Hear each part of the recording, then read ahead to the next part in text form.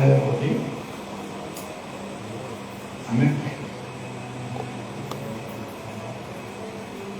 ତେଣୁ ମାର ମମତା ସ୍ନେହ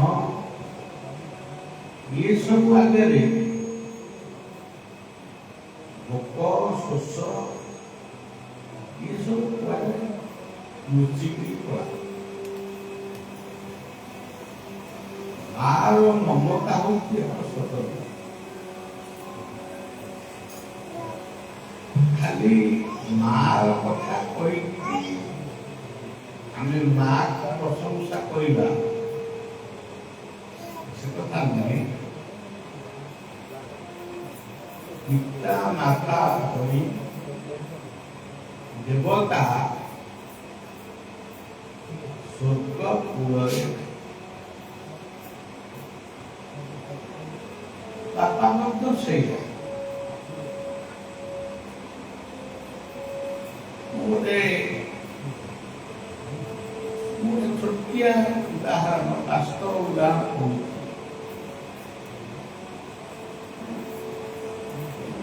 ସେ ଘଟଣାଟି ଏଇ ତାଳଚେରର।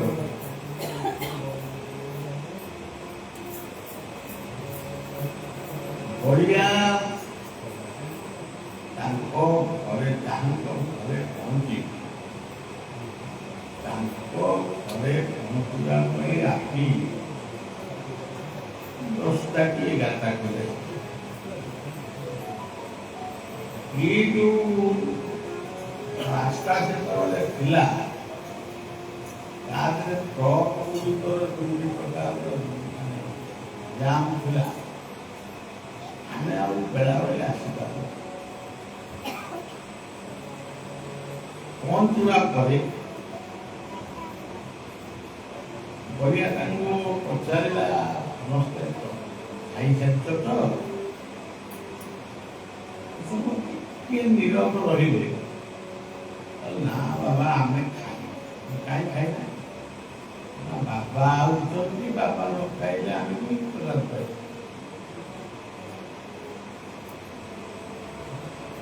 ସେଇଠି ମୁଁ ଭାବିଲି ଯେ ମା ଯେମିତି ମହି ଅଛି ବାପା ମଧ୍ୟ ସେଇଭଳି ମହିଆ ହବା କଥା। ତାପରେ ମୁଁ ତାଙ୍କ ବାପାଙ୍କୁ କହିଲି, ଆପଣ ଯାଆନ୍ତୁ ଖାଇଦେବେ, ଆମେ ଲୁଗା ସିଏ ବି ମନା କଲେ, ନା ଆପଣ ଆସନ୍ତୁ। ଆଉ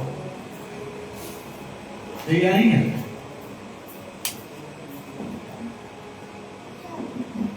ମୋ ଜୀବନ କାଳ ଭିତରେ ପ୍ରାକ୍ଟିକାଲି କଥା ଗୁଡ଼ିକ ସବୁବେଳେ ସଂଗ୍ରହ କରେ। ବହିରେ କ'ଣ ଲେଖା ହେଇଛି ମୁଁ ପଢ଼ିଲେ ଯାହା, ଆପଣ ପଢ଼ିଲେ ସେଇଆ, ଏବେ ପଢ଼ିଲେ ଯାହା, ବର୍ଷକ ପରେ ପଢ଼ିଲେ ବି ସେଇଆ। ତେଣୁ ଇଏ ହେଉଛି ଆମ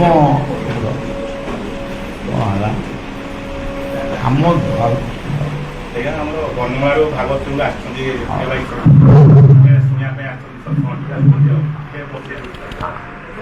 ଲେଟ୍ ହେଲା ଆସିବାରେ 60 କିଲୋମିଟର ନା ଲେଟ୍ ହେଲା ବାକି କିଏ ଟିକେ ପଳେଇଲେ ସେ ସତ୍ସଙ୍ଗ ଶୁଣିବା ପାଇଁ ବାବାଙ୍କୁ ଦର୍ଶନ କରିବା ବହୁତ ବାଟକୁ ଆସିଛନ୍ତି। ପୁରା ଆସୁଛନ୍ତି ବହୁତ ମାନେ 60 କିଲୋମିଟର ଆସିଛନ୍ତି।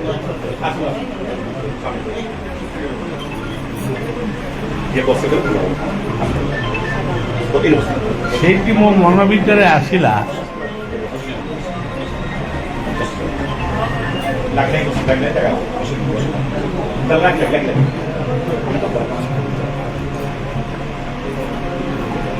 ମା ବଡ଼ କି ବାପା ବଡ଼, ଏ ଯୋଉ ମଝିରେ ମଝିରେ ଗୋଟେ ଗୋଟେ କଥା ସବୁ ପିଲାମାନେ ଡିବେଟ୍ କରନ୍ତି। ଏ ଦୁନିଆରେ କିଏ ପ୍ରକୃତରେ ବଡ଼, ମା ବଡ଼ କି ବାପା? କହୁ କହୁ କିଏ କଣଟି ବାପା ବଡ଼ କିଏ କଣଟି ମା ବଡ଼ ଏମିତି ଗୋଟେ କଳି କଜିଆ ବି ଲାଗେ। କିନ୍ତୁ ପ୍ରକୃତରେ ମା ବଡ଼ ବାପା ବଡ଼ ଇଏ କଜିଆ ଭିତରେ ଭଗବାନଙ୍କର କୃପା କିଛି ନାହିଁ। ତୁମେ ତୁମର ମାଙ୍କୁ ବାପାଙ୍କୁ ପୂଜା କରୁଛ, ତାଙ୍କୁ ଯତ୍ନ କରୁଛ, ସିଏ କଥାକୁ ସେ ପରମ ପ୍ରେମମୟ ପ୍ରଭୁ ଗ୍ରହଣ କରୁଛନ୍ତି ଏବଂ ତମକୁ ସେ ଯାହା ଦବା କଥା ଦବ। ତମେ ମାଗିଲେ ଦେବେ, ନ ମାଗିଲେ ବି ଦେବେ। ତେଣୁ ମା ଅପେକ୍ଷା କରିକିରି ଯେମିତି ଅପେକ୍ଷା କରେ,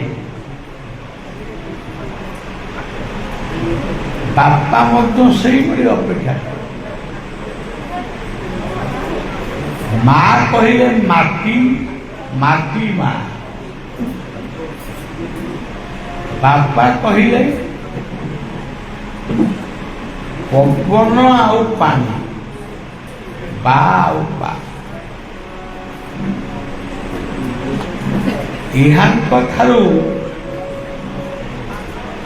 ଆଉ କିଏ ବଡ଼ ଅଛି? ଆପଣଙ୍କ ବୟସ କେତେ ହେଲାଣି? ଆପଣ ତାଙ୍କୁ କେତେ ଦିନ ହେଲା ଖୋଜିଲେଣି? ଆଉ ଯେତିକି ଦିନ ରହିଲା ତାକୁ ମଧ୍ୟ ଖୋଜିବେ। ଏମିତି ଖୋଜୁ ଖୋଜୁ ଦିନ ସରିଯିବ, ରାତି ପାଇଯିବ, କିଏ କୁଆଡ଼େ ଆମେ ଇଏ ଖୋଜା ଖୋଜିରେ ଆଉ ସମୟ ନ ଦେଇ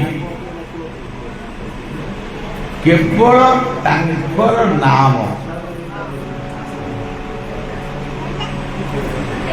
ନାମକୁ ଯଦି ମନ ଭିତରେ ସ୍ମରଣ କରୁଥିବା, ଆମେ ଯେତେବେଳେ ଗଲେ ବି ଲୋକ। ସେଥିପାଇଁ କୁହାଯାଇଛି ତୁମେବ ମାତା ପିତା। ମାତା କିଏ? ଧରିତ୍ରୀ। ବାପା କିଏ? ସୂର୍ଯ୍ୟ। ତେଣୁ ସଜ୍ଜନ ଇଏ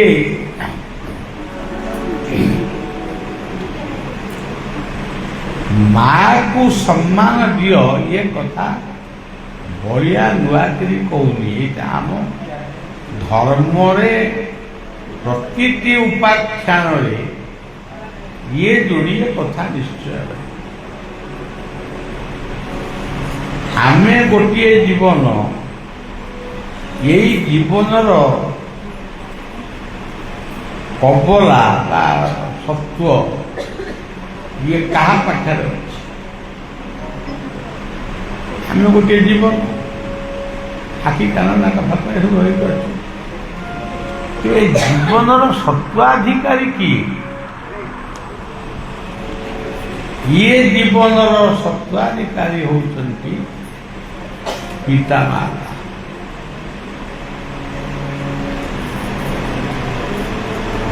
ଯେମିତି ବାପ ମାଙ୍କର ସମ୍ପତ୍ତିକି ନେଇ ପିଲାମାନେ ଯଦି ଝଗଡ଼ା ଝାଟି କରନ୍ତି, ବାଲି ମୋକଦ୍ଦମା କରନ୍ତି, ସେତେବେଳେ ସେଇ ବାପା ସେଇ ମାକୁ ଖୋଜାଯାଏ। କିଏ ତୁମର ବାପା, କିଏ ତୁମର ମା? ତାକୁ ଯିଏ ଖୋଜେ ସିଏ କିଏ? ସିଏ ହେଉଛନ୍ତି ଗୁରୁ।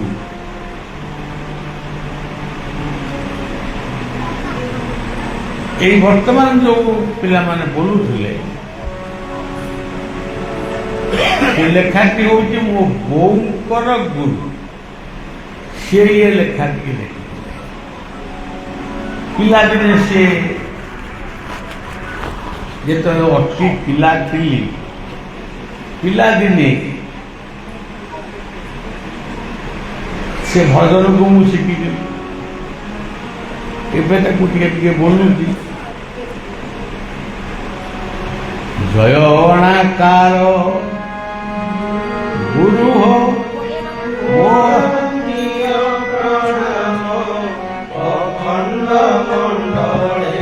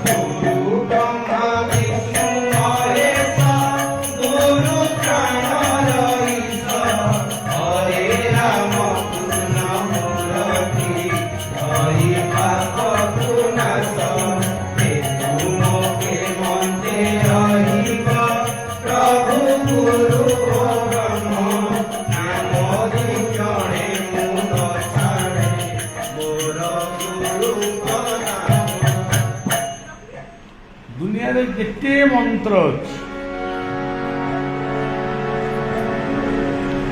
ସବୁ ମନ୍ତ୍ର ଆମେ ପଢ଼ିପାରିବୁନି କି ଶିଖିପାରିବୁନି। ସେ ବହି ତ କୋଉଠୁ ପାଇବୁ? ଆଉ ଯଦି ପାଇଲୁ ତାକୁ କେତେ ଦିନ ଧରି ମୁଖସ୍ଥ କରିବୁ?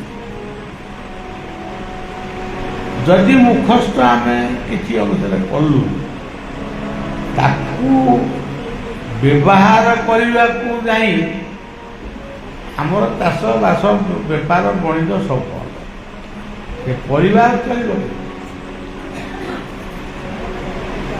ଯେତେବେଳେ ଆପଣ ଦେଖିବେ ମାନେ ଉପାଖ୍ୟାନ ଏସବୁ ଭାଗବତର ଉପାଖ୍ୟାନ ଯେତେବେଳେ ଆପଣ ଦେଖିବେ ଗଜ ଗଜ କହିଲେ ହାତୀ, ଗୋଟେ ହାତୀ ପାଣି ଭିତରେ ପଶିଛି ଗଣ୍ଡୁକି ନଦୀ, ये गंडुकी नदी रे हाथी पशिची ता गोरु को नकर कहले कुम्भीर से गोरु को धर हाथी भावुची कि मु जीवन रे मु केबे आउ बंची पारि सी तार माने ऊपर को मुह टेकिकी गोटे पद्म फूल से ताकू से मुहरे धरी से ऊपर को अनेक रहा समस्त कहले से गोटे ऊपर को अनेक रही ये कष्ट पाऊँ से बोधे जिते सी डाकी मान प्रकृत स्मरण कला यहाँ केते मिनिट हम मिट्टी दिमिटी घरे से डाकटा बा से स्मरणटा भगवान जहाँ को आम कहूँ विराट आम रथयात्रा देखू आम रथयात्रा बहुत देखी ये वर्ष मु एक 2-3 वर्ष है मु रथयात्रा भितर को पशि पारे किंतु बेले बेले मु भावे कि लक्ष लक्ष लोक पुणी आउरी किए टीवी पाखे सब देखुं आउरी किए गाँ गहली रथ टाणुं ये कोटी कोटी लोक या देखुं समस्ते तो पार्टी पाखु पाखु कर ताने समस्त मनरे किसी दुख अच्छी से जनाऊँ ये सीना जनाऊँ आमे जहाँ को जगन्नाथ बोली कहूँ सी कौन से डाक को शुणुं जदि शुणुवे तो किसी उत्तर कौना मु भावे ये सब गोटे सृष्टि कराई ठाकुर घर हूँ हृदय यही हृदय भितर से अच्छा सूर्य रूपरे अच्छा अग्नि रूपरे अच्छा पानी रूपरे अच्छा पुणी हृदय रूपरे एतिक परे से अतिथि रूपरे अच्छा जमती आमे जहाँ को डाकी से किसी लोक आसी नसा हो कौन हो कौन आम जहाँ को डाकी नौ सी आसी पहुँचे जड़े सन्थ महात्मा ये होते प्रकृत अतिथि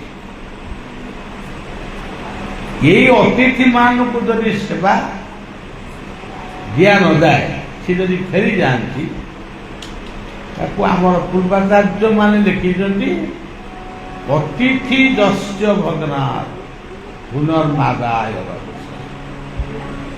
अतिथि सबुजाक पुण्य नहीं तुम पड़ेग तुम्हें खाली ता पाप जाक तुमको लगे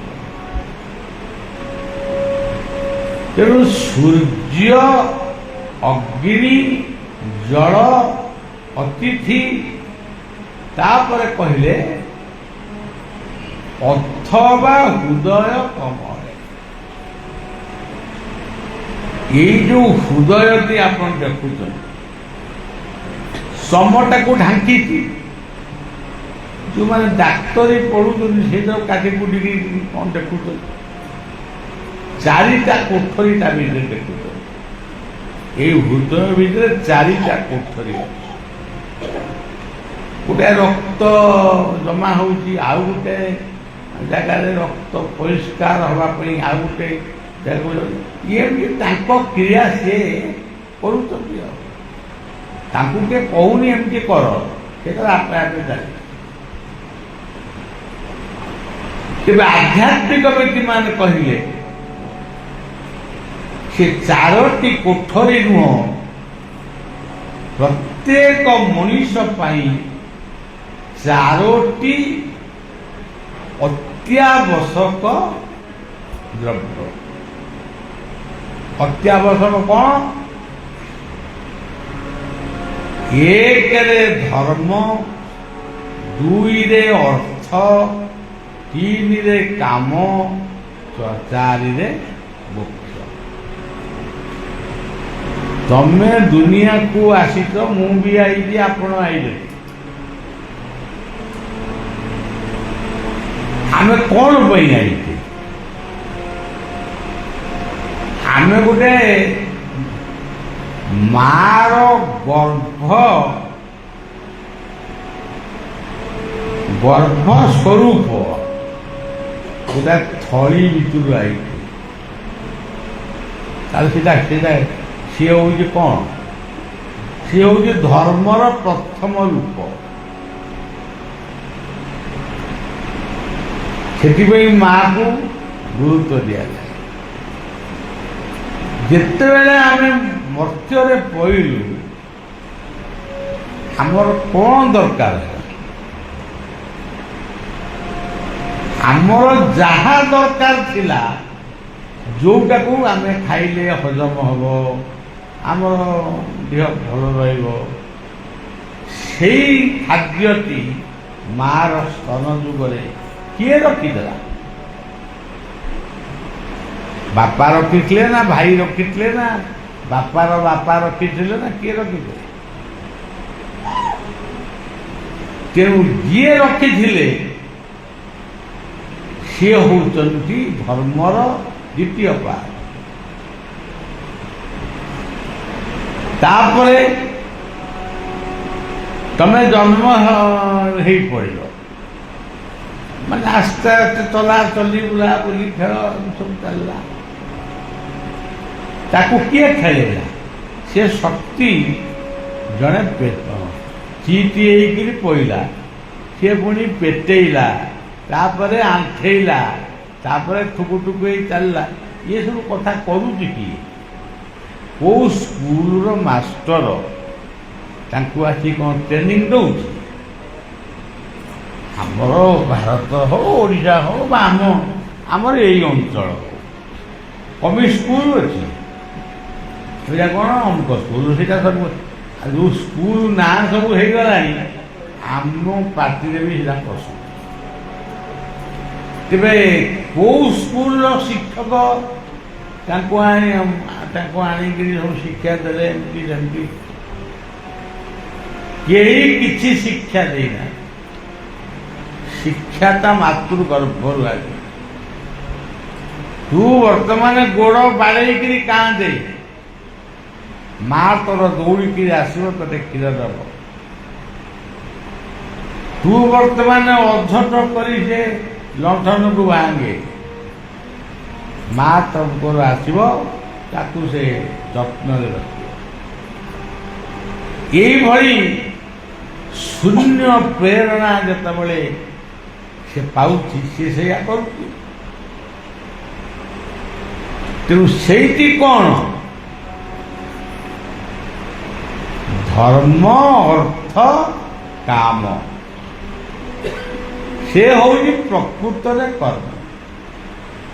ବଞ୍ଚିବୁ ବଢ଼ିବୁ, ସେବା କରିବୁ, ତାପରେ ଯାଇ ଆମେ ମରିବୁ। ଆମେ ଯଦି କହ ନା ଆମେ ମରିବୁ, ତମେ କିଏ? ତମ ଘର କୋଉଠି? ତୁମେ କଟକ ହାଇକୋର୍ଟ ପାଖରେ ଅଛ ବୋଲି କ'ଣ ତମେ ମରିବନି? ମୁଁ କଟକ ଜିଲ୍ଲାରେ ଜନ୍ମ ହେଇଥିବି ବୋଲି କ'ଣ ମୁଁ ମରିବିନି? ଯାହା ସତ୍ୟ ତାହା ହିଁ ଘଟିବ। ତୁମେ ଉପେକ୍ଷା କରି କେବଳ ଅଭିଶପ୍ତ ହେଉଛ। ଏଠି ଆପଣମାନେ ଏଠି କ'ଣ କରୁଛନ୍ତି? ଜଣେ ବ୍ୟକ୍ତି, ସିଏ ସେଇ ବ୍ୟକ୍ତି 20 ବର୍ଷ ତଳେ ବି ସେଇ ବ୍ୟକ୍ତି ଥିଲେ, ସିଏ ବର୍ତ୍ତମାନ ସେଇ ବ୍ୟକ୍ତି ଅଛନ୍ତି। ଟିକେ ଗୁରୁଙ୍କ ଆଡ଼କୁ ବା ଶାସ୍ତ୍ର ଆଡ଼କୁ ମନ ଟିକେ ଢଳିଲା, ତେଣୁ ସେ ଭକ୍ତ ହେଇଗଲା। ଏଠି ସେ କ'ଣ କରୁଛନ୍ତି? ଏଇ ଯୋଉ ଆମ ଭିତରେ ଯୋଉ ଆମେ ସମସ୍ତେ, ମୁଁ ବି ଆପଣମାନଙ୍କ ସହିତ, ଆମେ ଏଇଠି ଯୋଉ ବହିଛେ, ସମସ୍ତେ ସମସ୍ତଙ୍କୁ ଚାହିଁଛେ, ଏଇ ଯୋଉ ଆନନ୍ଦଟା ଏଠି ଖେଳୁଛି, ଏଇ ହେଉଛି ଅସଲ ଧର୍ମ। ସେଥିପାଇଁ ଆମ ପିଲାମାନେ ଆଗରୁ ବୋଲୁଥିଲେ, ଏବେ ବି ବୋଲିଲେ ଭଲ ହୁଅନ୍ତା, କିନ୍ତୁ ତାଙ୍କୁ ଭଲ ହବ ବୋଲି କହିବ କି? ଏ ସ୍କୁଲରେ ଯଦି ଗୋଟାଏ ପ୍ରାର୍ଥନା, ସେ ସ୍କୁଲରେ ଆଉ ଗୋଟେ ପ୍ରାର୍ଥନା। ମୁଁ ଯଦି ଅମୁକ ବାବାଙ୍କ ଆଶ୍ରମକୁ ଗଲି, ସନ୍ଧ୍ୟାବେଳେ ପହଞ୍ଚିଲି, ସେଠି ସେମାନେ ବି ହାତରେ ତାଳି ଫାଳି ମାରିକିରି ସିଏ ଗୋଟିଏ ପ୍ରାର୍ଥନା କରୁଛନ୍ତି, ଆଉ ଗୋଟାଏ ମଠକୁ ଗଲାକୁ ସେ ବି ଆଉ ଗୋଟିଏ ପ୍ରାର୍ଥନା କରୁଛନ୍ତି। ଲକ୍ଷ ଲକ୍ଷ ପ୍ରାର୍ଥନା, ଲକ୍ଷ ଲକ୍ଷ ଫଟୋ ତିଆରି କରି ତାକୁ ଘରେ ରଖି ବହୁତ ପୂଜା କରନ୍ତି। କୋଉ ଫଟୋ ତମକୁ କୋଉ ଦିନ ତା କି ବା କହିଛି? କାହିଁକି ସେଥିପାଇଁ ଏତେ ଫୁଲ, ଏତେ ତୁଳସୀ କାହିଁକି ଛିଣ୍ଡଉଛ? ତେଣୁ ଗୀତାରେ କହିଲେ ପତ୍ରಂ ପୁଷ୍ପଂ ଫଲಂ ତୋୟମ୍, এই ଚାରିଟା ଜିନିଷ। ଯଦି ତୁଳସୀ ଗଛ ଘରେ ନାହିଁ, ପତ୍ରମ୍ ହାତ ଯୋଡ଼ି ଦିଅ, କରପତ୍ର, ଆଖି ବୁଜି ଦିଅ, ଫୁଲ ଫୁଟିଲା, ତମେ ଆମେ ଜାଣିପାରିଲେ, କିନ୍ତୁ ଫୁଲ ଫୁଟିଲାନି। ଆମର ସବୁ ଯାହା ଅଛନ୍ତି, ଯିଏ ଅଛନ୍ତି, ସେ ଗରା ମାଠିଆ ବାଲ୍ଟି ଠାରୁ ଆରମ୍ଭ କରି ପୁଅ ଝିଅ ନାତି ନାତୁଣୀ ଶଳା ଶାଢ଼ୀ ସଡ଼ୁ ସଦୁର ଯେତେ ଅଛନ୍ତି, ଇଏ ସମସ୍ତେ ଗୋଟିଏ ଗୋଟିଏ ଫଳ। ଇଏ ଫଳକୁ ତାଙ୍କୁ ଅର୍ପଣ କର, ସେ ସମସ୍ତଙ୍କୁ ସଦବୁଝ। ତାପରେ ତୋୟମ୍ କହିଲେ ଜଳ,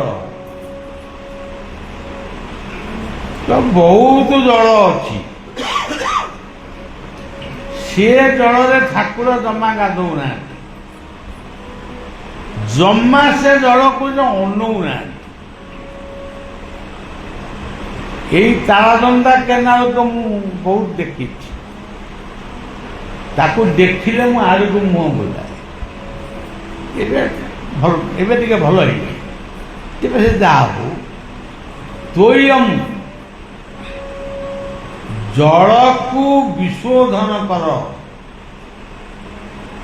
ତାକୁ ନିଆଁରେ ବସେଇକିରି ତାକୁ ଟିକେ ତାକୁ କହନ୍ତି ଫୁଟାଅ, ମାନେ ପାଣିଟା ଫୁଟିବ ଯେମିତି। ତାପରେ ତାକୁ ଥଣ୍ଡା କରିବ, ଛାଣିବ, ସେଇ ପାଣିରେ ଠାକୁରଙ୍କୁ ପୂଜା କରିବ। ସେଇ ପାଣିରେ ଆମକୁ ସବୁ ଏଇ ଯୋଉ କ'ଣ ଦିଅନ୍ତି ଚରଣାମୃତ। ଚରଣ କୋଉଠି, ତମ ଅମୃତ କୋଉଠି? ତମେ ଦେଖ ଲୋଟା ଭିତରୁ ସେ ପାଣି ନେଇ ଆସି ଚରଣାମୃତ। କେବଳ ଅନ୍ଧବିଶ୍ୱାସକୁ ତମେ ପ୍ରତିଷ୍ଠା କରିବାକୁ ଚାହୁଁଛ। ଯଦି ତମ ପାଖରେ କୌଣସି ଜଳ ନାହିଁ, ଇଏ ଆଖିରେ ଗୋଟେ ଜଳ ଅଛି ଯାହାକୁ କୁହାଯାଏ ପ୍ରେମାସୁ। ମହାପ୍ରଭୁ ଚୈତନ୍ୟ ସୁଦୂର ନବଦ୍ୱୀପରୁ କାନ୍ଦି କାନ୍ଦି ଆସିଥିଲେ ପୁରୀ ଶ୍ରୀକ୍ଷେତ୍ର। ତେଣୁ ନୟନ ବନ ହରେ ଶ୍ରୀବନ ମାଳି ମାରେ ପ୍ରିୟ ସଜା ବନ ଶ୍ରୀବନ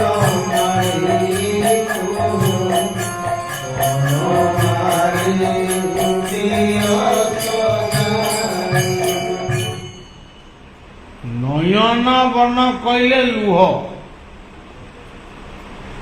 ନୟନ ବନରେ ଶ୍ରୀ ବନମାଳୀ, ଇଏ ଜଗତରେ ଯିଏ ସବୁଠାରୁ ଶ୍ରେଷ୍ଠ, ସବୁଠାରୁ ସୁନ୍ଦର, ତାଙ୍କୁ ଏ ଫୁଲଟା ଦିଅ।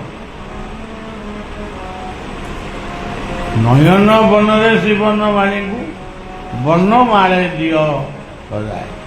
10-12ଟା ଫୁଲ ହେଲେ କ'ଣ ଗୋଟେ ମାଳ ହବନି? ଆଉ ଚୌଧୁରୀ ବଜାର ଯିବ, ଗୋଟେ ରଜନୀଗନ୍ଧା ଫୁଲ ଆଣିବ, ସିଏ ଯେଉଁ ବାସି ହେଇଯାଇଥିବ, ହଁ, ତାକୁ ସବୁ ବେକରେ ପକେଇଦେବେ। ତମେ ଆପଣମାନେ ବେକରେ ପକେଇ ଘରକୁ ଯିବେ, ଆମେ ତାକୁ ନେଇକି ଜାମା କାଢ଼ି ଇଏ ପିଲା ନିଅରେ ତାକୁ ସାବୁନରେ ସଫା କର। ଇଏ କି ଫୁଲ? ଫୁଲ ଚନ୍ଦନ ରେ ପୂଜିଲେ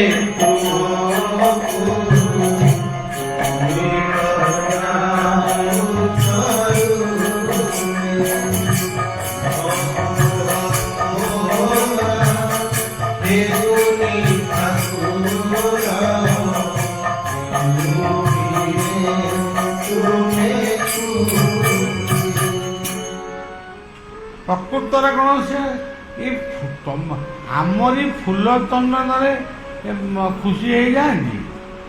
ଗୋଟେ କଥା, ଗୋଟେ ଜୀବନ୍ତ କଥା କହିଲେ ଏତେ ଭଲ ଲାଗିବ।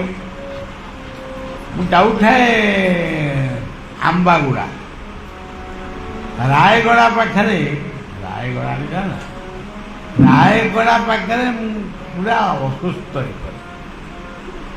ଗୋଟେ ହୋଟେଲ ରହିଯିବା, ଶୋଇଯିବା, କାଲି ସକାଳୁ ଯିବା। ସେଇଆ ହେଲା। ଯୋଉ ଶୋଇଗଲି, କଥା ଟିକେ ଏପଟ ସେପଟ ହେଇଯାଉଛି। ମୁଁ ଶୋଇବା ପୂର୍ବରୁ ପ୍ରଥମେ ଯାଇ ସେ ନଈରେ ଟିକେ ଗାଧେଇଲି। ସେ ଯେଉଁ ବଣ ଫୁଲ ଗୁଡ଼ାକ ସବୁ ଫୁଟିଥାଏ, ଭାରି ସୁନ୍ଦରିଆ ଦେଖାଯାଏ, କିନ୍ତୁ ତାକୁ କେହି ନିଅନ୍ତି ନା, ଦିଅନ୍ତି। ମୁଁ ସେଇଥିରୁ ଦିଚାରିଟା ଖଣ୍ଡେ ତୋଳି ମୁଁ ମୋର ସେବା ଗୋପାଳ, ଯେଉଁ ଗୋପାଳ ମୋ ପାଖରେ ସବୁବେଳେ ଅଛନ୍ତି ବା ମୁଁ ତାଙ୍କୁ ନେଇକିରି ବୁଲି, ସେଇ ଗୋପାଳଙ୍କୁ ସେଇ ଫୁଲ ଦେଲି। ଫୁଲ ଦେଲି ତ, ଆଉ ମୁଁ କହିଲି ଗୋପାଳ, ସିଏ ଫୁଲକୁ ତମେ ଫୁଟେଇଛ, ଇଏ ଫୁଲକୁ ତମେ ବୁଲେଇଛ, ଇଏ ଫୁଲକୁ କିଏ ଫୁଟେଇଛି? ଇଏ ଫୁଲଟାକୁ କାହିଁକି ହତଭାଗା କରିଛ? ଦୁର୍ଭାଗ୍ୟ ତାର କ'ଣ ଏପର୍ଯ୍ୟନ୍ତ ମେଣ୍ଟୁନି? ଖାଲି ବଗିଚାର ଫୁଲମାଳ ଆପଣ ପିନ୍ଧିବେ, ଆଜି ବଣ ଫୁଲ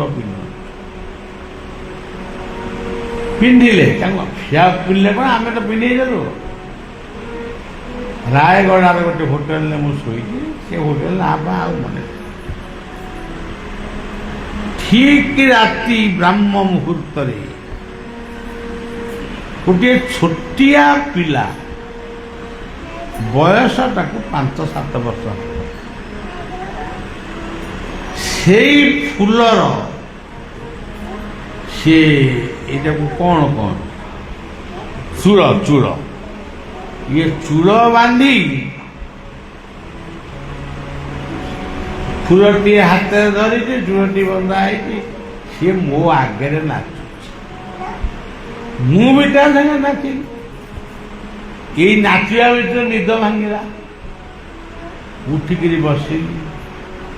ଇଏ ଫୁଲ କିଏ, ସେ ପିଲାଟି କିଏ, ମୁଁ କିଏ, କିଏ କାହାକୁ କ'ଣ ଦେଲା। ତେଣୁ ସେଇଠୁ ମୁଁ ଅନୁଭବ କଲି ରୁଚିଟା ଆମ ପାଖରେ ଅଛି। ଯେହେତୁ ସେ ରୁଚିଟା ଆମ ପାଖରେ ଅଛି, ସେ ପୁଣି ଅହଙ୍କାର ରୂପ ନେଇ ଅଛି। ମୁଁ ଗୋଟେ ଅମୁକ ଲୋକ ବୋଲି ଗୋପାଳଙ୍କୁ ନିଅ, ସେ ନଈରେ ଆଉ ଟିକେ ସ୍ନାନ କରେଇ ଦିଅ, ଆଉ କେତୋଟି ଫୁଲ ନେଇ ଆସ। ଗୁଡ଼ାକ ଭାବୁଛ ସେଥିରେ ସେ ଖୁସି ନୁହନ୍ତି କି ଦୁଃଖୀ। କେବଳ ସେ ଖୁସି ଶ୍ରଦ୍ଧାରେ, ଭଲ ପାଇବାରେ। ଭାଗବତରେ ସେ ସେଇଥିପାଇଁ କହିଲେ, ମୋ ନାମ ଶ୍ରବଣ କୀର୍ତ୍ତନେ ଶ୍ରଦ୍ଧା ଉପୁଜେ ଯାର।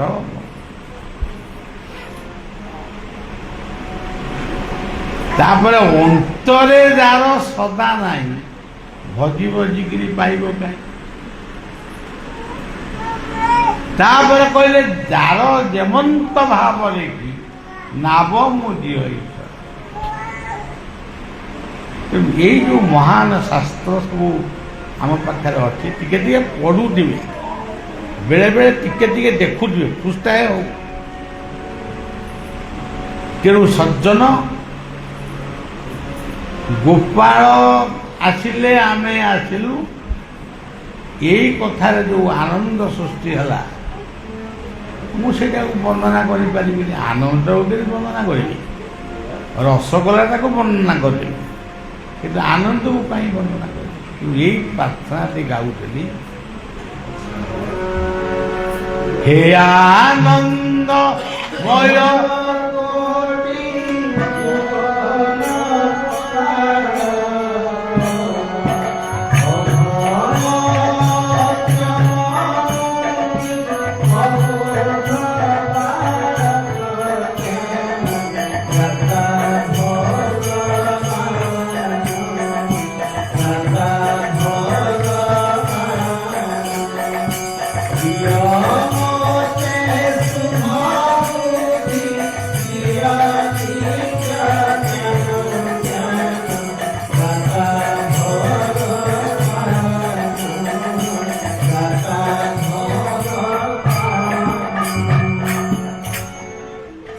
ଭଗବାନ ପୁଣି କିଏ, ତାଙ୍କ ଘର କୋଉଠି? ମୁଁ ତାଙ୍କୁ ପଚାରିଲି, ସେ ପଚାରିଲେ ଉତ୍ତର କ'ଣ ମୁଁ କହିପାରିବିନି, କିନ୍ତୁ ମୋର ମୁଁ ଗୋଟେ ମନେ ମନେ ସ୍ଥିର କରିଦେଇଛି। ସେ ଭାବଟା ସେଟା ହେଲେ ହବ, ନହେଲେ ନାହିଁ। ଭ କହିଲେ ପୃଥିବୀ, ଏ ପୃଥିବୀ ହଉଛି ଭଗବାନଙ୍କର ସର୍ବଶ୍ରେଷ୍ଠ ଅବତାର। ପୃଥିବୀ। ଗ କହିଲେ ଗୁରୁ, ତାଙ୍କ ଭଳିଆ ତାଙ୍କୁ କାହା ସହିତ ମିଶେଇ ହବନି। ଗ କହିଲେ ଗୋବିନ୍ଦ, ଗୁରୁ ଗୋବିନ୍ଦେ ଦିଅ ମନ।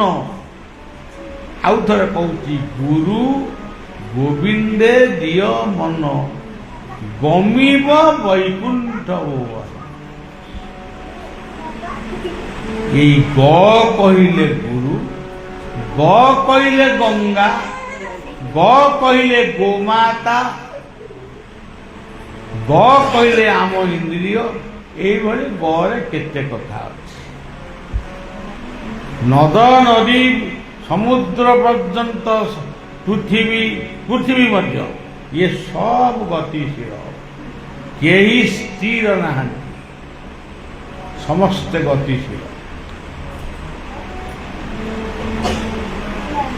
ଇଏ ଗୋଟେ ଗଲା ଭ ଗ, ତାପରେ ଆସିଲା ବା, ସେ କିଏ? ପବନ। ଗୀତା କେମିତି କହୁଛନ୍ତି? ଟାଣେଇକିରି କହୁଛନ୍ତି। ଠାକୁର ଯେମିତି ଆଉ କିଛି ଉତ୍ତର ଦେଇପାରିବ, ଠାକୁରଙ୍କ ପାଟି ବନ୍ଦ କରିଦେବେ। ମୁଁ ଯାହା କହୁଛି ଆପଣ ଶୁଣନ୍ତୁ। ଆପଣ ମତେ ବୁଝେଇ ସୁଝେଇକିରି କର୍ମସ୍ଥଳୀକି ଆଣିଲେ, ଆପଣଙ୍କ କାମ ସରିଗଲା। କିନ୍ତୁ ବର୍ତ୍ତମାନ ମୁଁ କହୁଛି ଯୁଦ୍ଧ କରିବିନି, ଆପଣ କହୁଛି ଯୁଦ୍ଧ କରିବେ। ଏଇ କଥାଟା ବର୍ତ୍ତମାନ ନିଶାପ। ମୁଁ କାହିଁକି କହୁଛି ସେଇଠି ସେ କହୁଛନ୍ତି ବାୟୁର୍ଜମଗ୍ନି ବରୁଣ ଶଶାଙ୍କ ପ୍ରଜାପତି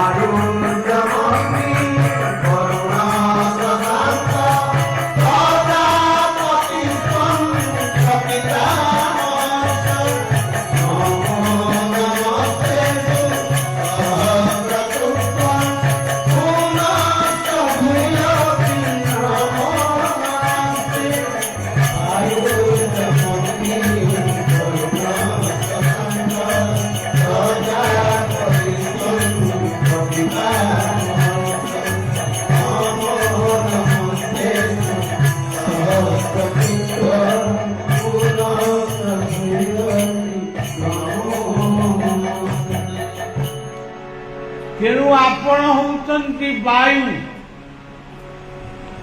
ମୋର ନିଶ୍ୱାସ ପ୍ରଶ୍ୱାସ। ଆପଣ ହେଉଛନ୍ତି ଅଗ୍ନି।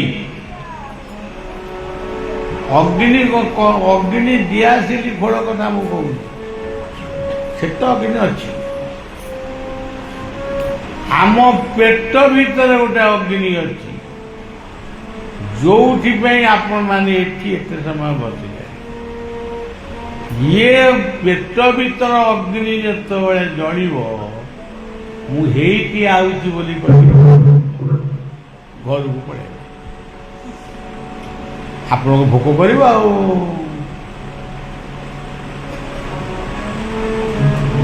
ଗୀତା କହୁଥିଲି, ମୁଁ କିଛି କହୁଛି, ମୋ ଦ୍ୱାରା କିଛି ହବନି, ମୁଁ ମୂର୍ଖ ଭଳିଆ ହଉଛି।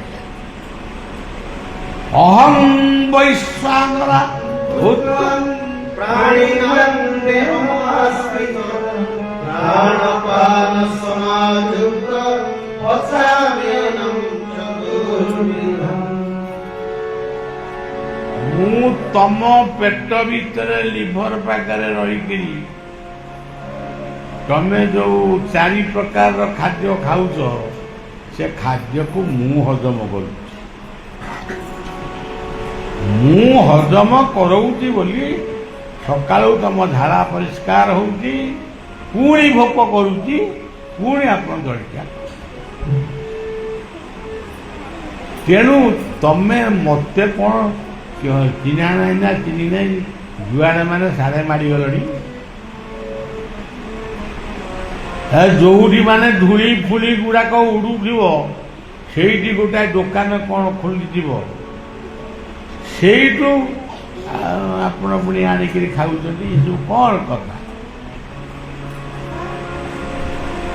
ଆମେ ଯଦି ପାଠ ପଢ଼ି ଭୁଲ କରିବା, ଆମେ ଯଦି ସଚେତନ ନାଗରିକ ହେଇ ଅଚେତନ ହେବା, ଇଏ ଦେଶ କ'ଣ ଏଇ ସରକାର ରଖିବେ? ମାନେ ମୁଁ ନିର୍ଦ୍ଦିଷ୍ଟ ସରକାର କଥା କହୁଛି। ତେଣୁ ସଚେତନତା ସବୁଠାରୁ ଶ୍ରେଷ୍ଠ। ଆଉ ମା ମାନେ ମଧ୍ୟ ଏ ସଚେତନତା କଥା ଉପରେ ଗୁରୁତ୍ୱ ଆରୋପ କରିବେ।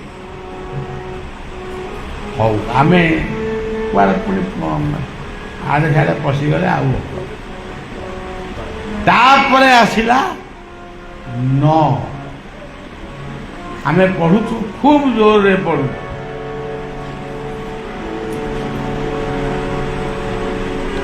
ଜାଗି ଉଠ ଭଗବାନ, ଜାଗି ଉଠ ଭଗବାନ,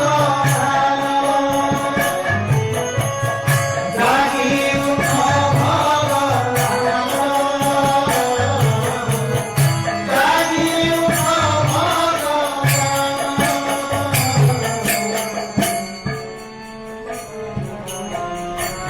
ପାଷାଣ ଦେଉଳେ ରହି, ପାଷାଣ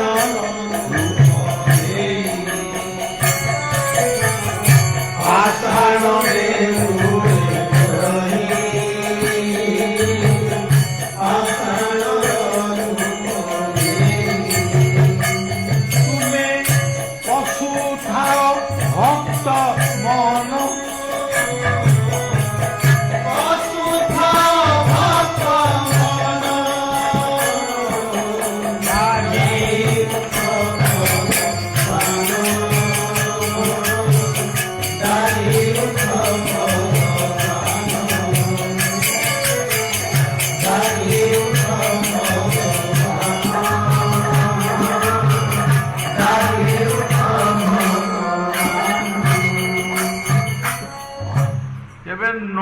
କହିଲେ କଣ ସେ ନଟି କଣ? ଧ୍ୟାନ କର ନାସାଗ୍ରକୁ। ମନେ ରଖିବେ, ମୁଁ ପାଲା ଗାୟକ ନୁହେଁ, ଏଠି ପାଲା ଗାଇବାକୁ ଆଇଛି, କିମ୍ବା ମୁଁ ପାଲା ଗାୟକ ନୁହେଁ, ମୁଁ ବାବୁ ଆମର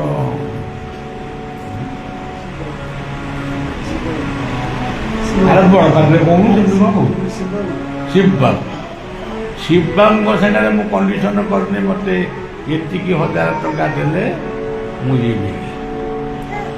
ମୁଁ ଆଇଛି ଆପଣମାନଙ୍କ ଦର୍ଶନ। ଏଇ କେତୋଟି ରତ୍ନଙ୍କ ସହିତ ମୋର ଦେଖା ହେଇଗଲା, ଏତିକି ମୋର ଏଇ ଯୋଉ ନ ଆଗ ପ୍ରଥମ ନାସାଗ୍ରକୁ ଧ୍ୟାନ କରନ୍ତୁ, ଆଖି ମନ ସ୍ଥିର। ଇଏ ହେଲେ ଗୋଟିଏ ନ। ଆଉ ଗୋଟିଏ ନ କଣ? 9 ପ୍ରକାରର ଭକ୍ତିରୁ ଯୁଆଡୁ 2-3ଟା ଖଣ୍ଡେ କର। 9 ପ୍ରକାର ଭକ୍ତି କଣ? ଭଲ କଥା ଶୁଣ, ଶ୍ରବଣ, ତାପରେ ଭଗବାନଙ୍କ ନାମ କୀର୍ତ୍ତନ କର, ପୂଜା କର, ବନ୍ଦନା ଗାଅ, କର୍ମ କର, ସମସ୍ତଙ୍କୁ ନେଇକିରି କାମ କର, ତାପରେ ଆତ୍ମସମର୍ପଣ କରି ରୁଟି ଖାଇକିରି ଶୋଇବ। ସବୁ କାମ ସଇଲା, ରୁଟି ତରକାରୀ ଟିକେ ଖାଇଦେଇକି ବାସ। ଇଏ ହଉଛି ନବଧା ଭକ୍ତି। ଆଉ ତ କେତେ କଥା ଅଛି। ତାପରେ ଆଉ ଗୋଟେ ଅଛି ନାମ।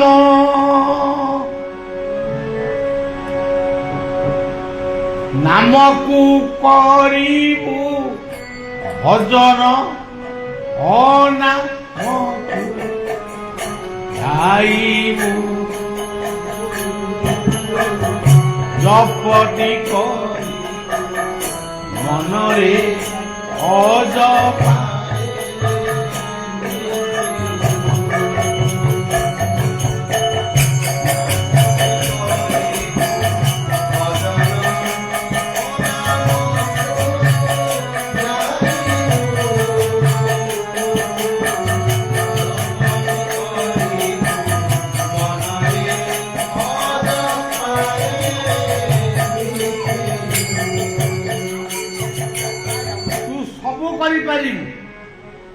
ନାମ କରିପାରିବୁ କାହିଁ କରୁନୁ? ତୁ ନାସାଗ୍ରକୁ ଧ୍ୟାନ କରି 5 ମିନିଟ୍ ବସିପାରିବୁ, ମନ ସ୍ଥିର ହବ।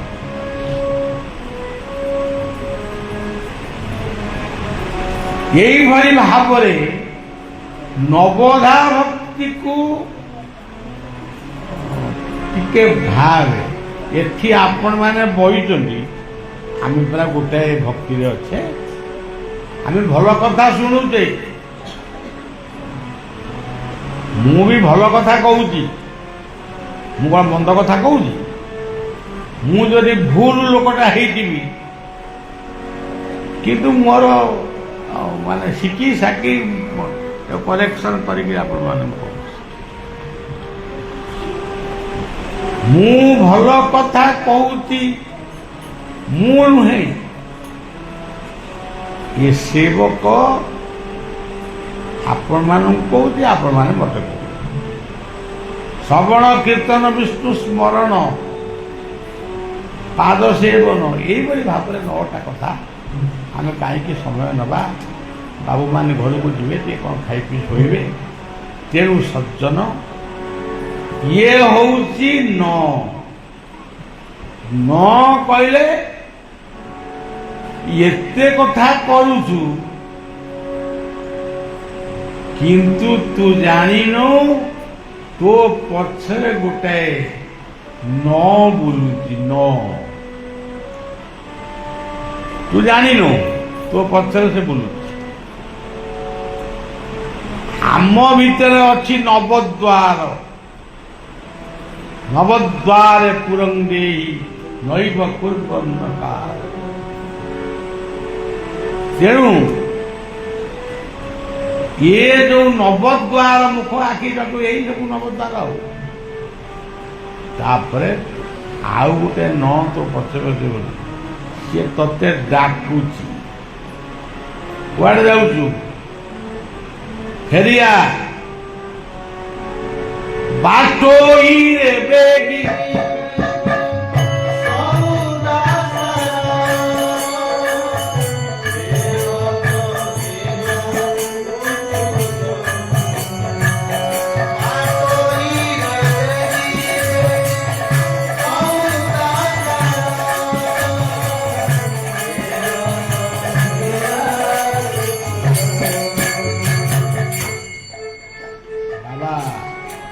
କାମ ସାର, ଆଜିର କାମ ଆଜି କର, କାଲିକି ପେଣ୍ଡିଂ ରଖନା।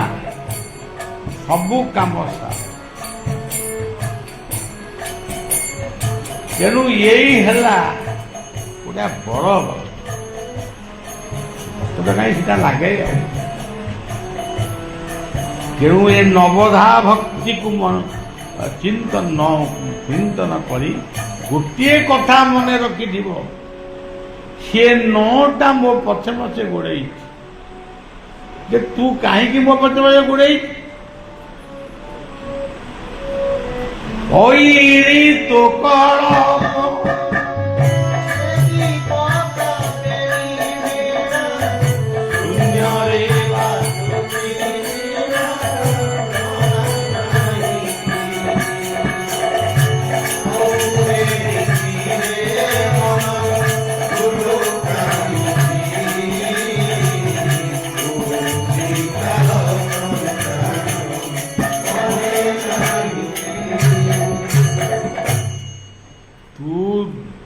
ଏମିତି ସମୟ ଆସିବ, ତୁ ଡବଲ କୋଲପ ପକେଇକି ଶୁଅ,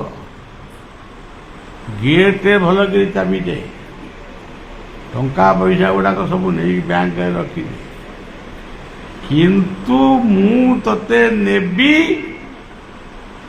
ଇଏ ହଉଛି ମୋ ଜୀବନର ଲକ୍ଷ୍ୟ। ସେ କିଏ? କାଳ। ପୁରୁଛି କାଳ ସଞ୍ଚାଣ ମନେ ନାହିଁ। ଆମେ ସବୁ ଏଇଠି ବସିଛୁ, କିନ୍ତୁ ଆମେ ଜାଣିନାହୁଁ ଆମ ଅଦୃଶ୍ୟରେ କାଳ ବୁଲୁଛି। ସେ ଆମକୁ ସବୁବେଳେ ଡାକିକିରି କହୁଛି ସାବଧାନ, ହାତରେ 5 ପାଇ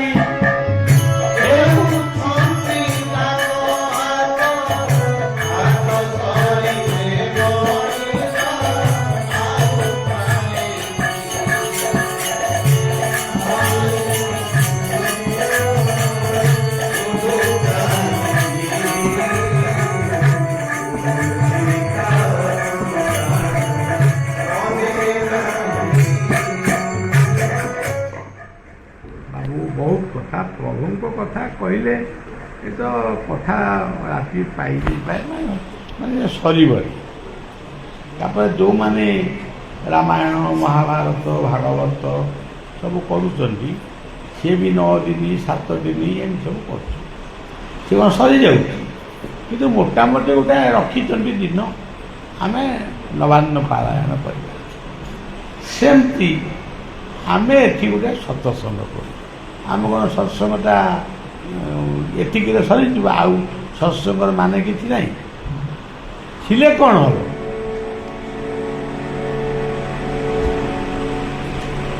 ସେଟା ଗୋଟେ ଅଛି ଗୋଟେ କଥା ଯେ ମୁଁ ଆଉ ତାକୁ କହି ସମୟ କରୁନି। ତେବେ ସିଏ 9ଟି ହେଉଛି ଶୂନ୍ୟ। ତୁ ଥିବୁ, ତୋ ପୁଅ ନାତି ନାତୁଣୀ ସମସ୍ତେ ଥିବେ, ତୁ କିନ୍ତୁ ଏମିତି ସମୟ ଆସିବ ତୁ ନିଜେ ନଥିବୁ। ତେଣୁ କାହିଁକି ଏ ଫୁରୁରୁ ହଉଛୁ? ଦଣ୍ଡିକିରି ମାଛ ଭଳିଆ କାହିଁକି ହଉ? ରିଜା ମନୁଆ ଏରାଇ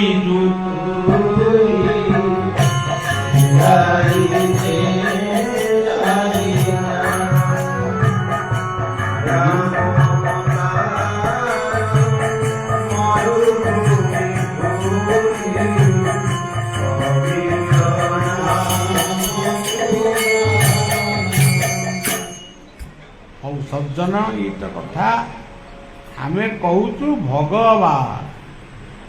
କିଏ ଦେଖିଛ ଭଗବାନଙ୍କୁ? କେହି ଦେଖି, କିନ୍ତୁ ଦେଖି ନାହିଁ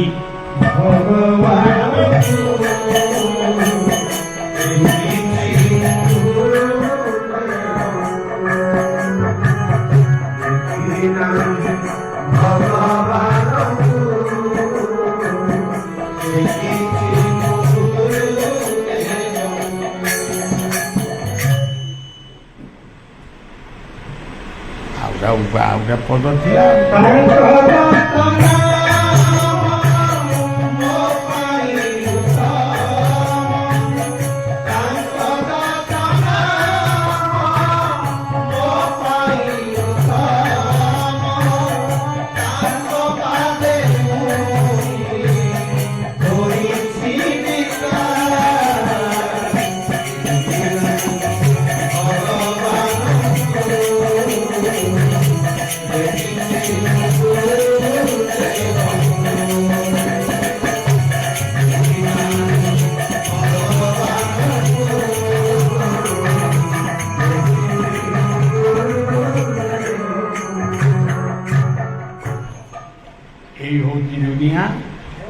ଯେତେ ଯାହା କହିଲେ ବି ସେଇ କଥା ତ କହିବି ଆଉ କ'ଣ। ତେଣୁ ବେଳେବେଳେ ଏମିତିକିଆ ଗୋଟେ ମାନେ କାର୍ଯ୍ୟକ୍ରମ କରନ୍ତୁ, କିଛି ଶୁଣନ୍ତୁ। ସେ ବି ଭାଗବତରେ କହିଛନ୍ତି ଶ୍ରୋତା ଭୋକ୍ତା ଯିଏ ପଚାରି ଇଏ ସବୁ ଜାଣିତ। ଆଚ୍ଛା ସଜ୍ଜନ, ଇଏ ବାହାଘର ପରେ ବେଦି ମୁହଁ ପୋଡ଼ା ଏ ଯେଉଁ କଥାଟା କହନି, ଆମର ସକାଳେ ଗୁରୁ ପୂଜା ହେଲା ମାନେ ବାହାଘର ହେଇଗଲା। ସେମିତି କ'ଣ ହଉଛି? ମୁଁ ମୁଣ୍ଡ ପାରଉଛି ଏ କି କଥା? ମୁଁ ଚମକି ପଡ଼ୁଛି, ମୁଁ ସେଠି ଗୋଟେ ପିଲାଙ୍କ ଭଳିଆ କ'ଣ ହଉଛି? ତେଣୁ ବାହାଘର ପରେ ବେଦି ମୁହଁ ପୋଡ଼ା, ବାହାଘରଟି ତ ସରିଗଲାଣି। ଆଉ ବେଣ୍ଡି ମୋଟେ ଆଉ କିନ୍ତୁ ବାବା କାଲି ରହିବେ ପ୍ରୋଗ୍ରାମ କରିବେ। ଆଉ କ'ଣ କରିବା? ଆଉ ଆମେ ତ ତମ ପାଖରେ ଏ ସଂସାର ମୁଁ ନିଜେ ଛନ୍ଦିଛି ଆଉ କହିବି ନା। ତେଣୁ ସମସ୍ତଙ୍କର ମଙ୍ଗଳ କାମନା କରୁଛି, ସମସ୍ତେ ଭଲରେ। ଆଉ ପିଲାମାନଙ୍କ ପ୍ରତି ବିଶେଷ ଦୃଷ୍ଟି ଦିଅ, ସେମାନେ ଯେମିତି ଖରାପ ବାଟକୁ ନ ଯାଆନ୍ତି। ସେ ଦେଶ ପାଇଁ କିଛି ନ କରିବେ, କିନ୍ତୁ ପରିବାର ପାଇଁ ତ କିଛି କରିବେ।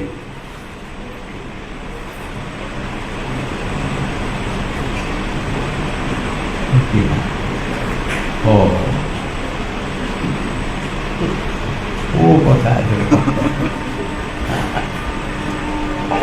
ତେଣୁ ସଚେତନ ଏସବୁ ହେଉଛି କଥା। ତେଣୁ ଆମେ ଏ ଅମାପ କଥାକୁ କ'ଣ କହିବା, କିନ୍ତୁ ଆମେ ଗୋଟେ କୀର୍ତ୍ତନ କରିବା। ସେଇ କୀର୍ତ୍ତନ ମାଧ୍ୟମରେ ଆମ ଜୀବନର ସମସ୍ତ କଳମସ ପାପକୁ ଆମେ ସମର୍ପଣ ସଂକଳ୍ପ ନେବା। ପ୍ରଭୁ ଆଉ ଯେତିକି ଦିନ ଏ ସଂସାରରେ ରହିବି ତମ ପାଇଁ କାମ କରିବି, ଏତିକି କହିବା। ଶେଷରେ ଏ ତାଳଚେର ମାଟି ଠାରୁ ସମସ୍ତଙ୍କୁ ପ୍ରଣାମ ଜଣାଉଛି। ବଢ଼ିଆ ଜଣେ ସାଧାରଣ ଲୋକ। ମୁଁ ବାବା ଖାଲି ଡାକୁଛନ୍ତି ଲୋକ, କିନ୍ତୁ ମୁଁ ବାହା ନୁହେଁ କି ତେଣୁ ସମସ୍ତଙ୍କୁ ଶୁଭ ପ୍ରାର୍ଥନା ଦେଇ କଥାକୁ ବିଶ୍ରାମ କରୁଛୁ। ଟିକେ ଡେରି କରି ନାମଟା ଟିକେ ଚଟ୍ କରି ଛିନେଇବ।